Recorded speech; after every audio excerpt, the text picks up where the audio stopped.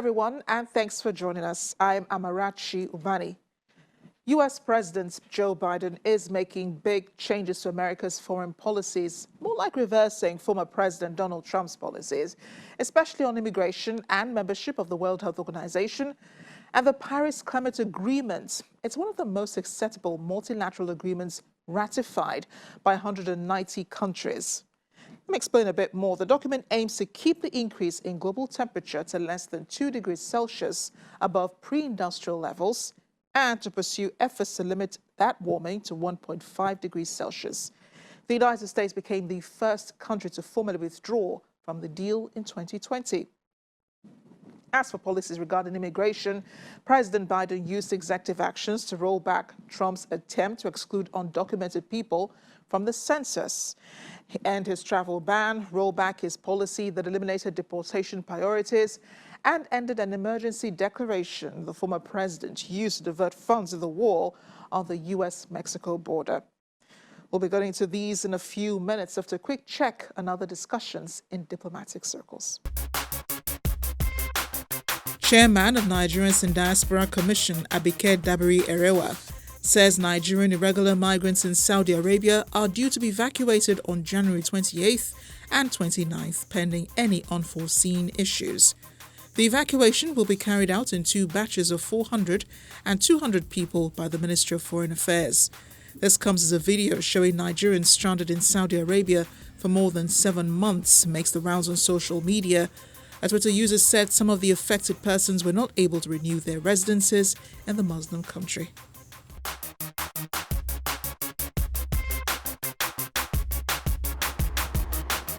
Germany has stepped up efforts to stop coronavirus variants such as the mutation that originated in the UK from spreading throughout Germany by implementing tougher border controls. The country's federal police has been instructed to carry out exhaustive controls of travellers arriving from high-risk areas and checking whether they carried a negative test with them and the needed forms to enter the country. New coronavirus infections have been decreasing in recent days in Germany, and the occupancy of intensive care beds by COVID-19 patients has declined by 10 to 15%, according to authorities.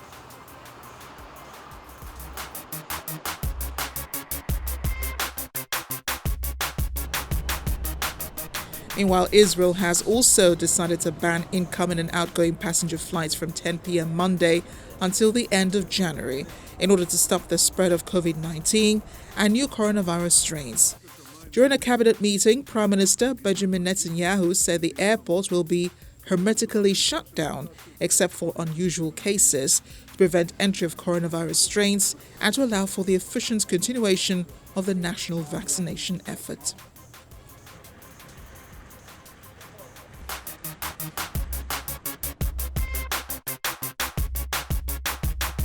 Finally, British Prime Minister Boris Johnson says he looks forward to working with U.S. President Joe Biden on shared goals, including tackling climate change. He said this over a phone call with the new president to welcome his announcement that the United States would rejoin the 2015 Paris Climate Accord and the World Health Organization. A spokesperson for Johnson said the leaders also discussed the benefits of a potential free trade deal between the two countries.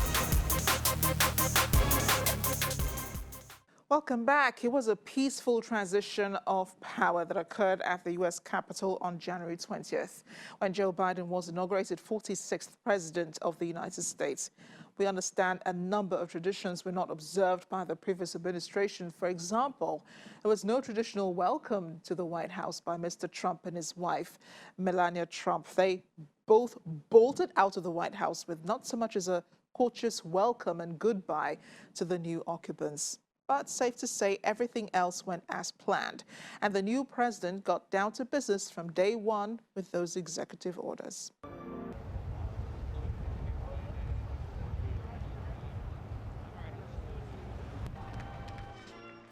The former vice president and his wife arrived at the Capitol on Wednesday morning for his inauguration, ready to take ownership of a country battered by the coronavirus pandemic and political turmoil that preceded the day.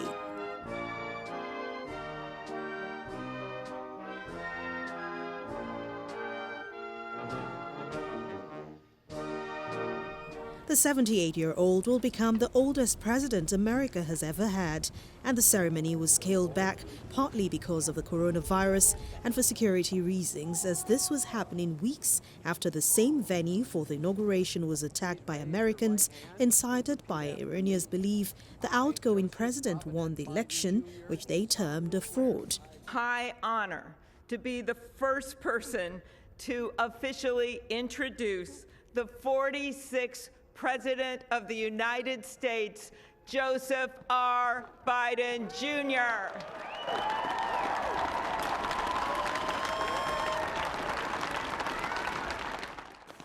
His inaugural address paid tribute to his journey to the White House, but was not oblivious of the challenges ahead of his administration. Today, we celebrate the triumph not of a candidate, but of a cause, the cause of democracy.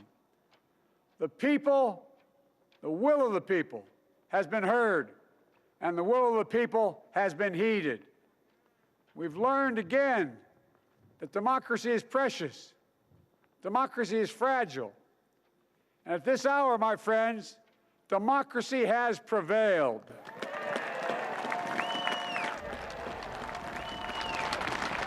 Once-in-a-century virus that silently stalks the country. It's taken as many lives in 1 year as America lost in all of World War II.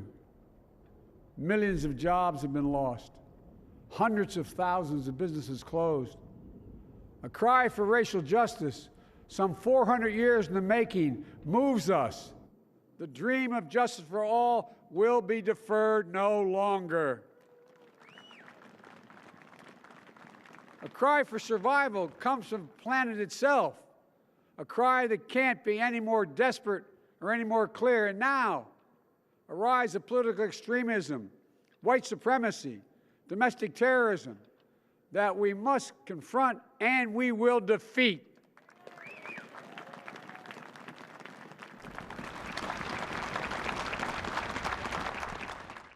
Following the inauguration, President Biden wasted no time in putting pen to paper on nomination papers. And a string of executive orders, including a mask mandate on federal property and for federal employees, an order to establish a new White House office coordinating the response to the virus and halting the process of withdrawing from the World Health Organization. Just executive actions, they are important, but we're going to need legislation for a lot of the things we're going to do. And the first order I'm going to be signing here is... He also signed a document to begin the process of re-entering the Paris Climate Accord and issued a sweeping order tackling climate change, including the presidential permits granted to the contentious Keystone XL oil pipeline. He even revoked the former President Donald Trump's emergency declaration that helped fund the construction of a border wall and ended travel ban on some majority Muslim and African countries to travel to the United States. The president's security advisor, Jake Sullivan, described Mr. Trump's policy as nothing less than a stain on the nation and rooted in xenophobia and religious animus. The order also calls for strengthening screening and vetting for travelers by enhancing information sharing with foreign governments. President Biden is also preserving and fortifying the Deferred Action for Childhood Arrivals DACA program, which has protected the deportation of hundreds of thousands of migrants brought illegally into the United States as minors. And concerning Mr. Trump's wall at the U.S.-Mexico border, President Biden ended the emergency declaration Mr. Trump issued to fast-track the wall construction. Although Congress appropriated additional wall funding last year, the Biden administration is expected to review the construction contracts and move to halt additional border barriers. He also revoked a plan to exclude undocumented immigrants from the census count used to decide each state's representation in the House of Representatives. The new administration says it wants the Census Bureau to have the necessary time to complete an accurate population count and unveiled a proposed 8-year path to citizenship for undocumented immigrants, which will make millions of undocumented immigrants eligible for permanent U.S. residency after 5 years and eligible to seek citizenship 3 years later. The timeline will be accelerated for DACA recipients and those with temporary protective status for fleeing armed conflict or natural disasters. But applicants will have to have entered the United States before the 1st of January 2021. The next 10 years, I predict, than we've made in the last 50 years. These are huge changes the Biden administration is making, especially as regards immigration, reversing many of former President Donald Trump's policies. I want to bring in now managing partner of Adedayo Shotinwa Tax Advisor and Attorney at Law, PLLC, a niche tax immigration law firm in New York. Mr. Shotinwa has over 10 years extensive tax and legal experience and practices law in New York and in Nigeria. He joins us now from New York, where he lives. So, Mr. Shotinwa, thank you for joining me on the program. Thank you so much for having me. It's a pleasure joining you today. I was just talking about the huge changes that the Biden administration is making, reversing former President Donald Trump's immigration policies and kind of resurrecting some of the policies from the Obama administration. What do you think? The newly sworn-in President Joe Biden, is taking a pro-immigration approach. Is a departure from what his predecessor had. President Donald Trump had a staunch anti-immigration policy, and you can see from the blitz of executive orders signed by the new president, which is reversing what President Trump had in place. The commonly called Muslim ban, specifically targeting countries highly dominated by Muslims, restricting them from entering the United States, have been lifted.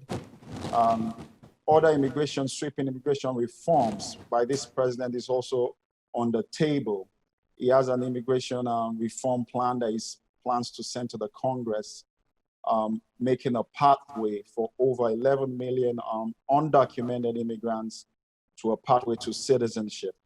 This can take between 5 and 8 years, depending on the circumstances. But in a nutshell, the tone of this president is that America is reopening itself back to the world, lifting all restrictions, opening its doors, and other ancillary issues as well, which shows that America is a welcoming country and a country of immigrants, if I may borrow the word of the 44th President, Barack Obama. The country, Nigeria, was put on the same list as countries with a travel ban. And I remember the Trump administration slamming at least 2 of those travel bans on Nigeria. First was the pause, I think, on certain classes of visas. And then the other was for Nigeria to do more vetting, on citizens applying for visas and then sharing that information with the U.S. government. Explain to our viewers, if you can, exactly what President Biden's reversal means for Nigerians who had come under these visa restrictions. The new administration lifted those restrictions, which will make it easier for Nigerians that want to permanently immigrate under legal circumstances, and also Nigerians that also want to travel just for visit or tourism and business reasons. This will make traveling and immigration between both countries more easier. As it affects Nigeria, if you can remember, visa procedures such as the waiver for interview was also restricted, whereby people that have regular visas to the United States, they didn't have to go through the process of attending an in-person interview in the consulate, either in Lagos or in Abuja or in Kaduna. Those restrictions have also been lifted. So this will make things easier for both countries, considering the fact that Nigeria is the biggest economy in Africa, and it is the second largest trading partner in Africa with the United States. There are a lot of business opportunities between the both countries. Saying that this is, an action that the new president, Joe Biden, took almost immediately after being inaugurated. You think it makes you wonder, how important these immigration policies are to the new administration, and how important immigration is. What does it mean? What would you think it means for the Biden administration? Probably, would this indicate, the direction that the Biden administration's foreign policy may be tending towards? Yes. President Joe Biden has set a tone, an ambitious tone that this is a pro-immigration administration. And it is on record that foreign-born nationals living in the United States contribute over $2 trillion annually to the U.S. economy. In every 10 jobs created in the United States, one is created by a foreign-born national. So the advantages of immigration is very critical for advancement of the economy, for peace, for resilience, and to nurture the diversity which America is based upon. And America is a melting pot. So immigration is critical. The predecessor in office had a staunch anti-immigration stand. It showed that this was not welcoming in the world. It shut America from other global allies and competitors. And it has been seen, according to research, that immigration is necessary for economic prosperity, for national security, and to nurture the diversity of America. So based on what this president has done right on day one, whereby he rejoined the WHO, he entered the Paris Climate Accord again. These are clear signals that this is a pro-immigration administration. Notwithstanding that I am emphasizing that it is a pro-immigration administration, it also ensures that immigration is done lawfully and legally. That is the tone this administration has set. But wasn't that also what the previous administration wanted, for legal migration to take place? I'm wondering how, reversing these policies and then renewing others actually help America deal with its immigration problems. The Trump administration already complained, as you already know, that there were millions of Nigerians staying in the U.S. overstaying their visas. They complained about people coming also from Muslim-majority countries, also causing security concerns. And then you also have those at the land borders trying to get in illegally, still on compassionate grounds. Yes, the prior administration, one of the rallying cry of his campaign with his supporters was the slogan, "Build the Wall." I think his plan was to build a southern wall between the United States and Mexico. The United States and Mexico, they have a border, they have a close border. They have a relationship spanning back centuries. They are big trading partners. And if you look at some of the draconian immigration policies of the prior administration, whereby they were separating children from their families or their guardian that were accompanying them, and this caused a lot of outrage within the civil society, and even the Congress objected to it. You also mentioned about immigrants or visitors overstaying their temporary visas. Yep. If that is an issue whereby you violate that, you have violated the immigration law. But the United States encourage lawful immigration as long as you stay within the ambit of the law. Do you think that, this policy reversals will also impact on chain migration? That was something that the former president discouraged. The fact that you have people over there trying to put in papers for you to make your way over there. President Trump put a pause on that. Would these reversals also affect that? The family unit, it's one of the most important units, not only in America, but also in the world. A man or a woman that has relatives a son, or a brother, or a father, immediate family member, should be able, as a privilege, to file papers or documents to bring their loved ones and live together in peace and harmony. The reversal by this president definitely will encourage people to still be able to file for their dependents, be it nuclear dependent or even sometimes, as the law permits, extended dependence, if you can show credible evidence of being connected with such persons. One, I'm sure you get tons of questions on a regular basis about immigration to the United States. How have you, dealt with cases of illegal migration, people overstaying their visas? And then what's the mistake that people keep making when they're trying to emigrate to the U.S.? There's so many processes or options where you can take, depending on the category where you fall into. Be it a family-based immigration, whereby somebody is petitioning for their dependents or their immediate relatives, be it a business visa, your H-1B, be it a EB-5 or even the E-2 visa, be it even the diversity visa lottery. So those are so many processes whereby you can use to immigrate. Sometimes people come on vacation and overstay their stay and stay behind for several reasons, which I would not want to get into at this point. But that being said, if you have overstayed your stay in the United States, there are ways whereby you have to go through the lawful means to regularize it. It almost sounds like you're kind of like encouraging those who overstay. I mean, what is it that you do exactly when you're handling such cases?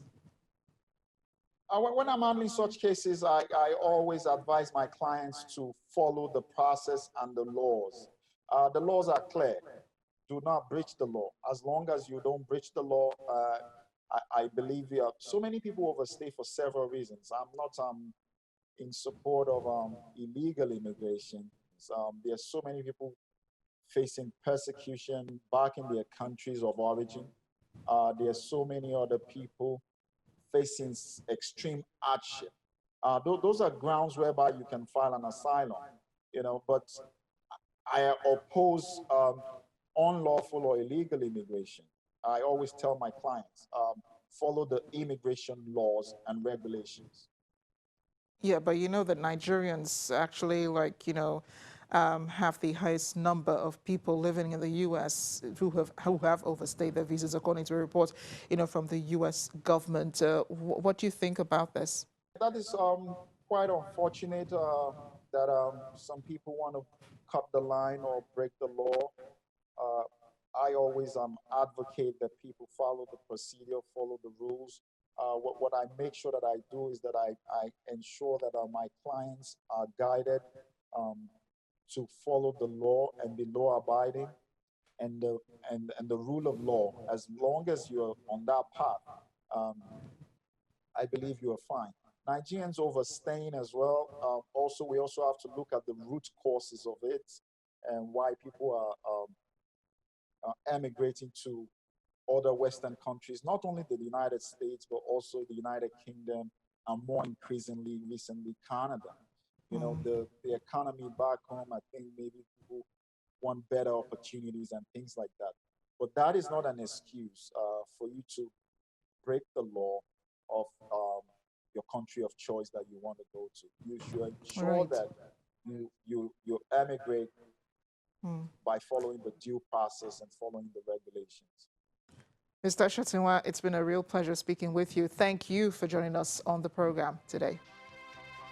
Thank you for having me. And this is where we end the program this week. Thanks again for watching. I'm Amarachi Ubani. Remember, you can catch up with other discussions here on channelstv.com. Just look out for Diplomatic Channel under programs. Bye now.